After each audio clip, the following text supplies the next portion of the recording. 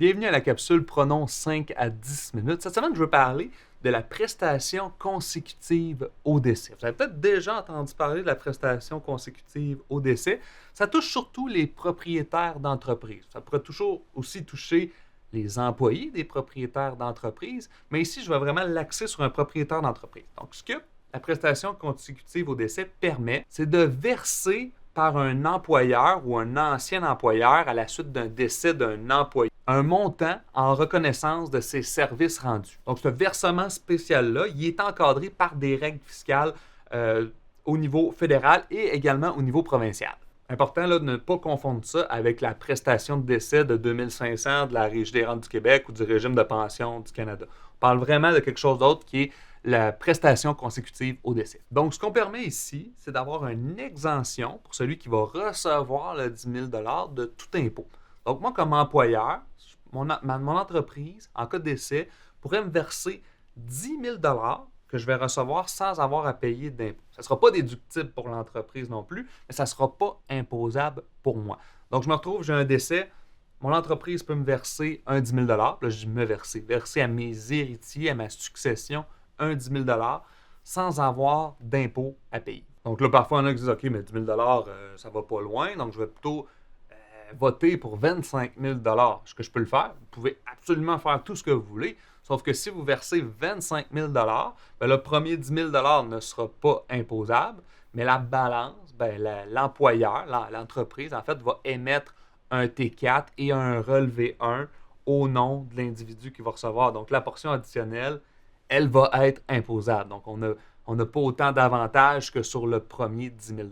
Donc, je donne un exemple. On signe une prestation consécutive au décès de 15 000 $. Ben, moi, je vais recevoir quand même un feuillet fiscal de 5 000 $ là. Si mon taux d'imposition à ce moment-là de mon décès est de 50 %, ben, ça va coûter 2 500 $ d'impôt. Alors que si j'ai une prestation consécutive au décès de 10 000 $, il y a un montant de 10 000 qui va rentrer dans ma succession et elle va être exempte total d'impôt. Donc, en faisant ça, ce qui est bien important de faire, c'est que l'entreprise doit avoir une résolution. Donc, une résolution, ça peut être un texte aussi simple que, il est résolu que l'entreprise XY, en reconnaissance de ses services rendus dans le cadre de son emploi au sein de la société XY, accordera à Jean-Sébastien Jutra une prestation de 10 000 $ au moment de son décès, laquelle prestation sera versée à ses ayants droit éligibles, donc à ma succession. Pour une société que les deux actionnaires, c'est un couple, ça pourrait être chacun a le droit à son 10 000 $ également. Donc, c'est bien important que cette résolution-là, soit signée, qu'elle soit dans les livres de l'organisation. Et bon, ce qui est important aussi là, pour l'entreprise, si on a décidé que le montant était plus haut de 10 000 $, elle va être dans l'obligation d'émettre les feuillets fiscaux à cet effet-là quand même. Donc, c'est les obligations qu'ils ont. Ça prend la résolution et, si on va au-delà du 10 000 $, émettre les feuillets fiscaux. Moi, ici, ce que j'encourage à faire aux conseillers qui travaillent avec les gens d'affaires, c'est de leur en parler. Parce que dans la majorité des cas que je vois des propriétaires d'entreprise, cette résolution-là n'existe pas. Alors, des fois, on dit c'est un 10 000 $, ça ne vaut pas tant la peine.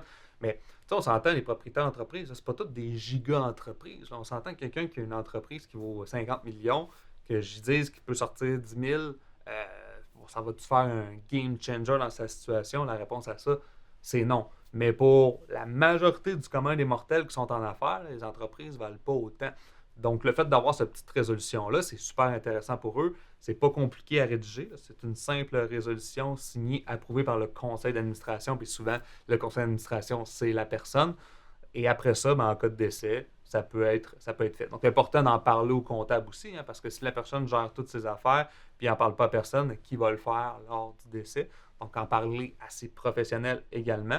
Mais vous, si vous pouvez amener ça avec des propriétaires d'entreprise, je pense que ça peut vous donner beaucoup de points de crédibilité. Puis c'est des petits nananes qui sont intéressants pour eux à long terme, évidemment pour eux, pour leur succession. Mais c'est des... Tu sais, quand on est en service financier, moi, souvent, ce que je dis, c'est que tous les points de crédibilité sont importants. Parce que plus que j'ai de points de crédibilité, plus mon client ne met pas en doute les stratégies que je vais y apporter. Donc, l'idée là-dedans, c'est des petites choses comme ça. Est-ce que ça vous donne une rémunération? Ça vous donne des bonus? Non. Mais c'est des points de crédibilité qui, au final, va aider toute votre pratique en général. Donc, la prestation consécutive au décès, je trouvais ça important de vous l'expliquer parce que c'est accessible pour tous les propriétaires d'entreprise. Il y a beaucoup de propriétaires d'entreprise qui n'ont pas la résolution pour pouvoir faire ce mécanisme-là. Donc, si la réalité, c'est que si je n'ai pas la résolution en cas de décès, je ne peux pas le faire. Donc, il faut que ça soit fait avant le décès. Donc, voilà, c'est tout pour cette courte capsule du pronom 5 à 10 minutes de cette semaine. Donc, j'espère que ça a pu vous aider. Sinon, ben, allez compléter le quiz. Allez compléter tous les quiz des pronoms 5 à 10 minutes avant si c'est la première fois que vous êtes là. Puis sinon, ben, je vous dis ben, à la prochaine capsule.